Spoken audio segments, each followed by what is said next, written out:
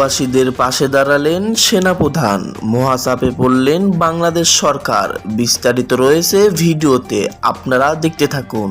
চলমান অস্থিরতা ও ইন্টারনেট বন্ধ থাকায় গেল সপ্তাহে আশঙ্কাজনকভাবে কমেছে প্রবাসী আয়। মাসের প্রথম প্রবাসীরাই সরকার হটাতে পারবে এবং প্রবাসীদের ধাক্কা ইতিমধ্যে সরকারের গদিতে গিয়ে লেগেছে। আসসালামু আলাইকুম সম্মানিত দর্শক শ্রোতা, বাংলাদেশের শিক্ষার্থীদের কোটা সংস্কার আন্দোলনকে ঘিরে আমাদের বাংলাদেশের বর্তমান অবস্থা কেমন নতুন করে আপনাদের কিছুই বলার নেই। আপনারা এই সম্পর্কে সকলেই অবগত আছেন। বাংলাদেশ সরকার মহাচাপের মধ্যে পড়েছে, যে কোনো সময় তার ক্ষমতাও চলে যেতে পারে। সম্মানিত দর্শক শ্রোতা, প্রবাসীরা যদি বাংলাদেশে রেমিটেন্স না পাঠায় তাহলে এই সরকারকে অবশ্যই বিদায় নিতে হবে। প্রবাসীরা এই বিরুদ্ধে সবাই এক হয়েছে, বাংলাদেশে রেমিটেন্স পাঠাবে না। যে কোনো সময় রেমিটেন্সের অভাবে বাংলাদেশ দুর্বল হয়ে এই সরকারের পতন হয়ে যেতে পারে। এই সম্পর্কে বিস্তারিত একটি ভিডিও ক্লিপ রয়েছে, যা দেখলে আপনারা রীতিমতো অবাক হয়ে যাবেন। এই সরকারের পতন এখন প্রবাসীদের হাতে। যাই হোক, বিস্তারিত ভিডিওটি আপনারা দেখুন আগে, তারপরে এই সম্পর্কে বিস্তারিত আলোচনা করা হবে। প্রবাসীরাই সরকার হটাতে পারবে এবং প্রবাসীদের ধাক্কা ইতিমধ্যে সরকারের গদিতে গিয়ে লেগেছে। তার বিভিন্ন ধরনের বাস্তবায়ন বাংলাদেশের অর্থনৈতিক চিত্র দেখলে মনে হয়। আপনারা যারা ভেবেছিলেন যে প্রবাসীরা কি করতে পারবে, কিন্তু আজকের প্রমাণিত হলো যে প্রবাসীদের মাত্র 2 সপ্তাহ আন্দোলনে, এবং আমি বলবো 2 সপ্তাহ হয়নি, 10 দিনের আন্দোলনে তারা আজকের বাংলাদেশের অর্থনীতিকে বিশাল আকারে ধাক্কা দিতে পেরেছে, যেই ধাক্কাটা গিয়ে শেখ হাসিনার এই মসনদে লেগেছে। আজকের বাংলাদেশের ইতিহাসে এখন পর্যন্ত ডলারের দাম কখনোই এরকম হয়নি যেটা আজকের হয়েছে। খোলা বাজারে $1 দাম বেড়ে হয়েছে 125 টাকা, যেটা গত সপ্তাহেও ছিল 118 টাকা। সেটা যখন আজকের 125 টাকা হয়ে যায়, তখন বুঝতে বাকি থাকে না যে আর কয়েকদিনের মধ্যে সরকার কত বড় মহা বিপর্যয় তার জন্য ডেকে নিয়ে আসছে। আমরা বারবার বলেছিলাম যে এই সরকারের পতন হবে। সরকার যে আমাদের সাথে 2 নাম্বারই করছে, প্রতারণা করছে। ইন্টারনেট ছেড়েই যে পলকরা বারবার আপনার কাছে অনুনয় বিনয় করে বলছে আমাদেরকে প্লিজ রেমিটেন্স পাঠাও, রেমিটেন্স পাঠাও।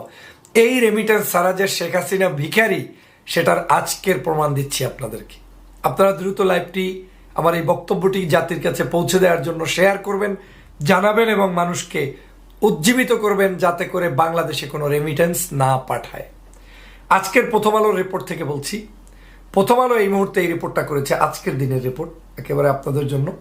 তারা রিপোর্ট করেছে খোলা বাজারে প্রতি ডলারের দাম বেড়ে 125 টাকায় উঠেছে।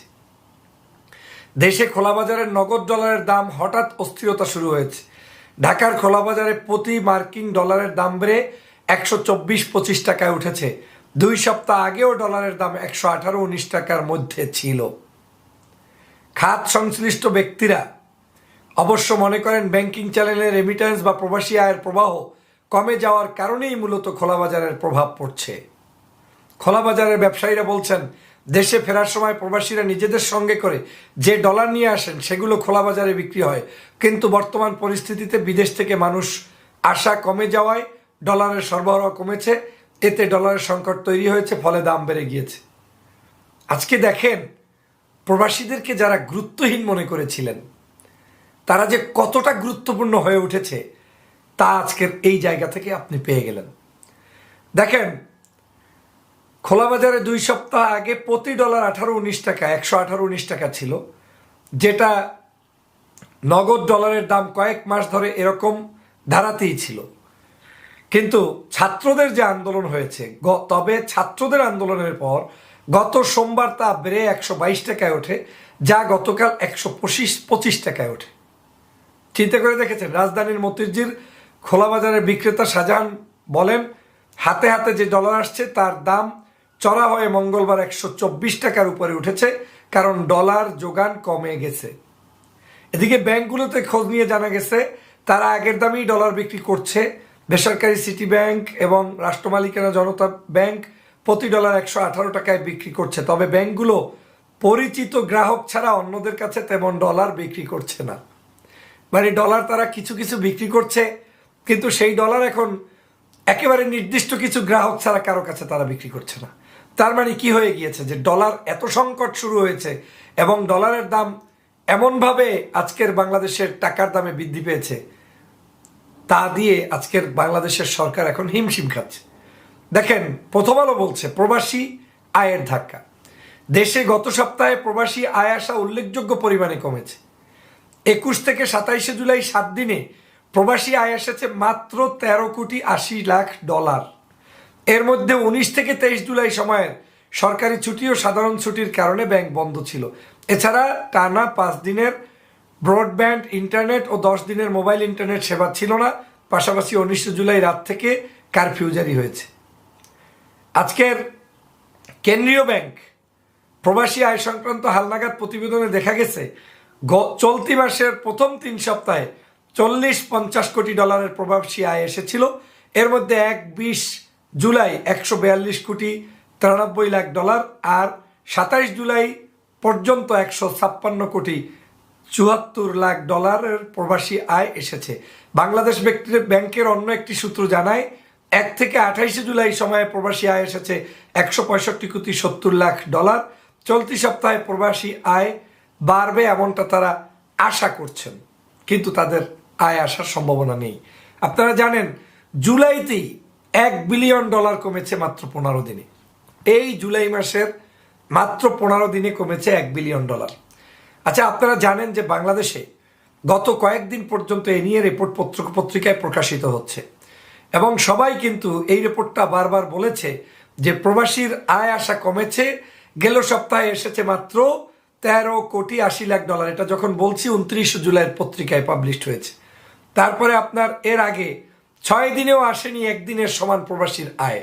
সেটা প্রকাশ হয়েছে 27 জুলাই 2024 তারিখে, যে 19 থেকে 24 জুলাই পর্যন্ত দেশে প্রবাসী আয় এসেছে 7,80,00,000 ডলার, অথচ মাসের প্রথমে 18 দিনে এসেছিল প্রতিদিন গড়ে 7,90,00,000 ডলার। তাহলে কি দাঁড়ালো? প্রবাসীরা বিশাল একটা শক্তি। প্রবাসীদের টাকায় আজকের এই সরকার চলছে। প্রবাসীরা টাকা পাঠাচ্ছে না, সরকার এখন ভিখারি হয়ে যাচ্ছে, যেটার কারণে সরকার বাধ্য হয়ে আপনার আমার আমোদ প্রমোদের জন্য ইন্টারনেট দেয়নি, আমাদের কোনো ভালো কাজের জন্য ইন্টারনেট চালু করেনি। সরকার বাধ্য হয়ে সরকারের নিজের স্বার্থে তিনি এই ইন্টারনেট ব্যবস্থা চালু করেছিলেন। সরকার মনে করেছিলেন যে প্রবাসীরা টাকা পয়সা পাঠাবে, কিন্তু প্রবাসীরা যে হারে তারা টাকা কমিয়ে দিচ্ছে, পাঠাচ্ছে না, এটা চলতে থাকলে সরকার ব্যবস্থা পঙ্গু হয়ে যাবে। আপনারা জানেন যে সরকার ফালাতে হলে, এই অবৈধ সরকারকে রাষ্ট্র ক্ষমতা থেকে টেনে হিঁচড়ে নামাতে হলে আমাদের কতগুলো কৌশল অবলম্বন করতে হবে। এর মধ্যে অন্যতম বড় কৌশলটাই হচ্ছে আজকের এই রেমিট্যান্স যোদ্ধারা। আপনার টাকা বাংলাদেশে না ঢুকলে এই সরকার ক্ষমতায় থাকতে পারবে না। এই দেশের যতগুলো উন্নয়ন প্রজেক্টের নামে হাজার হাজার কোটি টাকা লোপাট করা হয়েছে, সেই প্রজেক্টের ঋণের টাকা পরিশোধ করতে হবে। সেই ঋণের টাকা পরিশোধ করার অর্থ তার হাতে নেই। রিজার্ভের অবস্থা খুবই ভয়ানক। আপনারা জানেন যে এই মুহূর্তে যদি আপনার আয় বাণিজ্য বাংলাদেশে না পাঠান, তাহলে সরকার এরকম 3 মাস, আপনি না পাঠালে 3 মাস সময়ের মধ্যে সরকার পড়ে যেতে বাধ্য। আর অনেকে সিদ্ধান্ত নিয়েছেন হাসিনা যতক্ষণে না পড়বে ততক্ষণে টাকা পাঠাবেন না। এই সিদ্ধান্তটাকে আমি ওয়েলকাম জানাই। আপনি কেন শক্তিশালী? এই সরকার এমনি এমনি নামবে না। সে গুলি করছে, হত্যা করছে, নির্যাতন করছে। তাকে নামাতে হলে আপনাকে অর্থনৈতিক অবরোধ দিতেই হবে। যখন আপনার বাংলাদেশে অর্থনীতি আসবে না, যখন আপনার বাংলাদেশের আয় উন্নতি থাকবে না, যখন আপনার এই মুহূর্তে ফেসিবাদ তার কোনো একটা কার্যক্রম নিতে পারবে না, at the same time student movement চলমান থাকবে, রাজনৈতিক মুভমেন্ট চলমান থাকবে, সকলে রাজপথে নেমে আসবে, ব্যবসা বাণিজ্য খারাপ হবে, ব্যবসায়ীরা রাজপথে নেমে আসবে, কৃষক শ্রমিক বেতন পাবে না, তারা রাজপথে নেমে আসবে, শিক্ষক বেতন পাবে না, শিক্ষক রাজপথে নেমে আসবে। এভাবে করে সমগ্র মানুষ রাজপথে নেমে এসে ফেসিবাদের পতন ঘটাবে। সে কারণে আপনি হয়তো মনে করছেন যে আমি রেমিট্যান্স যোদ্ধা, আজকে মাত্র 1000 রিঙ্গিত কিংবা $500 বাংলাদেশে পাঠালে সমস্যা কোথায়? অনেক বড় সমস্যা। আপনি টাকা পাঠাবেন না। আপনাদের কাছে বিশেষ অনুরোধ যে আপনি 1 পয়সাও বাংলাদেশে পাঠাবেন না। আপনি আপনার পরিবারের সাথে যে কোনো মূল্যে যোগাযোগ করে কথা বলার চেষ্টা করুন, বোঝানোর চেষ্টা করুন যে আমি বিদেশ থেকে টাকা তখনই পাঠাবো যখন শেখ হাসিনার পতন হবে। এবং তোমরা কষ্ট করে আগামী 3 মাস 5 মাস চলো। এরপরেও যদি কোনো ভাইয়ের একান্ত বিশেষ কোনো প্রয়োজন হয়, সেটা আপনি অবশ্যই বিবেচনা করে আপনার পদ্ধতিতে আপনি সেটা পাঠাবেন। কিন্তু কোনো টাকা ব্যাংকে নয়, বিকাশে নয়, অন্য কোনো পদ্ধতিতে নয়, কোনো ওয়েতে পাঠাবেন না। কারণ আপনি যে চ্যানেলেই পাঠান, ঘুরে ফিরে ওই ব্যক্তি আপনার টাকা নিয়ে ব্যাংকেই পাঠায়। এই ব্যাংকিংয়ের সকল খাত চরমভাবে যদি বন্ধ করে দিতে পারেন, প্রবাসীরাই তাহলে বাংলাদেশের রিয়াল মুক্তিযোদ্ধা হয়ে যাবে। এবং আজকের এই ডলারের দাম যেরকম 125 হয়েছে, কয়েকদিনের মধ্যে শুনবেন 150 টাকা, এরপরে শুনবেন 250 টাকা। এরকম হতে থাকলে আপনার অর্থনীতির অবস্থাটা কোথায় দাঁড়াবে? একটা সময় আমরা এই ডলার 90 টাকা, 95 টাকা, 99, সর্বোচ্চ 100 টাকা। এখন সেটা কোথায় হয়ে গিয়েছে? বুঝতে পেরেছেন? অতএব এই শিক্ষকদের উপরে, ছাত্রদের উপরে গুলিবর্ষণ করে, সাধারণ মানুষের উপরে জুলুম করে, মানুষকে খুন করে এই ক্ষমতায় থাকতে দেওয়া যাবে না। আপনি কেন টাকা পাঠাবেন না? নিজের বিবেককে প্রথম প্রশ্ন করুন। প্রথম কারণ হচ্ছে আপনি টাকা দিবেন না কারণ আপনার ভাইকে গুলি করছে, আপনার ভাইকে মেরে ফেলছে। ইউনাইটেড নেশনের রিপোর্ট অনুযায়ীও তারা প্রায় 200-র অধিক, অ্যামনেস্টি ইন্টারন্যাশনাল বলেছে 200-র অধিক মানুষকে তারা এই দেশে হত্যা করা হয়েছে বিচার বহির্ভূতভাবে। মানুষদেরকে পঙ্গু করা হয়েছে, 10,000-এর অধিক মানুষকে গ্রেপ্তার করেছে। এটা ইন্টারন্যাশনাল রিপোর্ট, আমার রিপোর্ট না। বাংলাদেশের এই মুহূর্তে পঙ্গু করে দেওয়া হয়েছে হাজার হাজার ছাত্রকে, শিশুদেরকে হত্যা করা হয়েছে। শুধু কার জন্য? একজন ব্যক্তি, শেখ হাসিনাকে ক্ষমতায় থাকতে হবে। এখন আপনাকে সিদ্ধান্ত নিতে হবে যে আপনি কি শেখ হাসিনাকে ক্ষমতায় রাখবেন। আপনার ডলার না গেলে যদি শেখ হাসিনা নামতে পারে, তাহলে আপনি কেন এই যুদ্ধে অংশগ্রহণ করবেন না? যখন আপনি টাকা পাঠাবেন, সবার আগে এই শিশুটির চেহারার দিক তাকাবেন, যে এই শিশু সন্তানটি আজকে যদি আপনার হতো আর আপনার সন্তানকে গুলি করে কেউ মেরেছে, তাকে কি আপনি কোনোদিন শক্তিশালী ভূমিকায় দেখতে চাইতেন কিংবা করতেন? নিশ্চয়ই না। আজকের সমগ্র দেশটাকে পঙ্গু করার জন্য মিথ্যার ছলে এই সরকার চালাচ্ছে। এই সরকার আমাদের ছেলেপেলেদের, আমাদের যারা বাংলাদেশে আয় বাণিজ্য করছে, অনলাইন অ্যাক্টিভিস্ট, তাদের সবার মুখে কালি ঢুকিয়ে দিয়েছে, সবাইকে বন্ধ করে দিয়েছে। গত প্রায় 2 সপ্তাহ পর্যন্ত কেউ কোনো অ্যাক্টিভিটিস করতে পারে না, সব বন্ধ। আয় বাণিজ্য উন্নতি সব বন্ধ। কেন? তারা এদেশের নাগরিক নয়, তারা জীবন চালাবে কিভাবে? সে কারণেই বলছি, সবাইকেই প্রতিবাদ করে যদি আজকের একটা নিজস্ব সরকার ব্যবস্থা কায়েম করতে পারতেন, ফ্যাসিবাদের বিরুদ্ধে সবাই যদি জাগতে পারতেন, তাহলে এই সরকারের পতন হতো। আমি বিশ্বাস করি এই সরকারের পতন হওয়ার জন্য 3টা কারণ যথেষ্ট। এর মধ্যে 1 নম্বর কারণই আমি মনে করি এই রেমিটেন্স যোদ্ধারা, তারা টাকা পাঠাবে না। এই টাকা না পাঠানোর কারণেই তারা আজকের পতন হবে।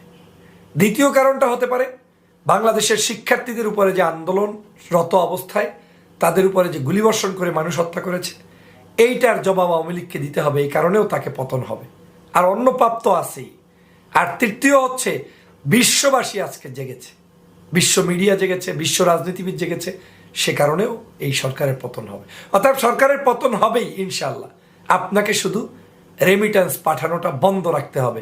নো ওয়ে, কোনো ওয়েতে, কোনো এক্সকিউজ নিয়ে কোনো অবস্থায় টাকা পাঠাবেন না। ওদের বিরুদ্ধে আরও মতামত করুন, মানুষকে জানান, দেশবাসীকে উদ্বুদ্ধ করুন। সম্মানিত দর্শক শ্রোতা, আপনারা বিস্তারিত ভিডিওটি দেখতে পারলেন। প্রধানমন্ত্রী শেখ হাসিনা এখন কতটা চাপের মধ্যে রয়েছে, কারণ প্রবাসীরা সবাই এক হয়েছে বাংলাদেশ ব্যাংকে রেমিটেন্স পাঠাবে না। কারণ বাংলাদেশ শিক্ষার্থীদের উপর যেভাবে অত্যাচার করা হয়েছে, তারা আর বাংলাদেশে রেমিটেন্স পাঠাবে না। যে কোনো সময় রেমিটেন্সের অভাবে বাংলাদেশ দুর্বল হয়ে এই শেখ হাসিনা পতন হয়ে যেতে পারে। যাই হোক, এই সম্পর্কে আপনাদের মতামত কি? আপনাদের গুরুত্বপূর্ণ মতামত ভিডিওর কমেন্ট বক্সে অবশ্যই জানিয়ে দিবেন। ধন্যবাদ, সকলেই ভালো থাকবেন।